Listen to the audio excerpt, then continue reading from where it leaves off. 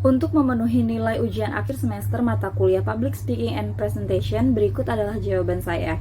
Yang pertama, aspek komunikasi verbal dalam Public Speaking and Presentation. Salah satu komponen penting di dalam kegiatan Public Speaking adalah melakukan aktivitas komunikasi, baik komunikasi secara verbal maupun nonverbal. Komunikasi verbal merupakan bentuk komunikasi yang dilakukan secara lisan dan tulisan. Dua, aspek komunikasi nonverbal. Sedangkan komunikasi nonverbal adalah komunikasi yang dilakukan selain menggunakan lisan atau dapat digunakan dengan menggunakan isyarat dengan memanfaatkan gerak tubuh, mimik, intonasi, serta gaya bahasa. Public speaking merupakan keterampilan seseorang untuk dapat berbicara di depan umum. 3. Aspek artikulasi dan intonasi suara. Intonasi atau nada bicara. Intonasi merupakan tinggi rendahnya nada suara, irama bicara, atau alunan nada. Pada public speaking, intonasi suara yang baik adalah intonasi suara ketika kita berbicara seperti biasa kepada orang lain.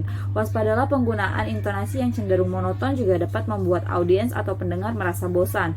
Jadi, pada intinya seorang public speaker yang handal harus memperhatikan tinggi rendahnya nada suara, irama bicara, atau alunan nada. Artikulasi atau kejelasan. Artikulasi adalah teknik penyebutan suatu kalimat berdasarkan suku kata dan konsonan yang benar, atau penjelasan yang lebih singkatnya adalah kejelasan dalam pengucapan kata-kata. Umumnya tanpa disadari kita suka berbicara terlalu cepat ketika berbicara di depan umum, sehingga kita menghilangkan beberapa huruf dalam kalimat dan pada akhirnya membuat audiens atau pendengar merasa tidak jelas apa yang sebenarnya kita sampaikan. Anda juga tidak perlu terburu-buru dalam menyampaikan suatu pesan atau informasi agar informasi dan pesan yang Anda sampaikan jelas dan mudah dipahami oleh para pendengar atau audiens.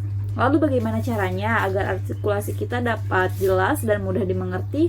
Anda tidak perlu khawatir karena Anda dapat melatihnya dengan cara mengulang-ulang pengucapan huruf vokal seperti A, I, U, E, O.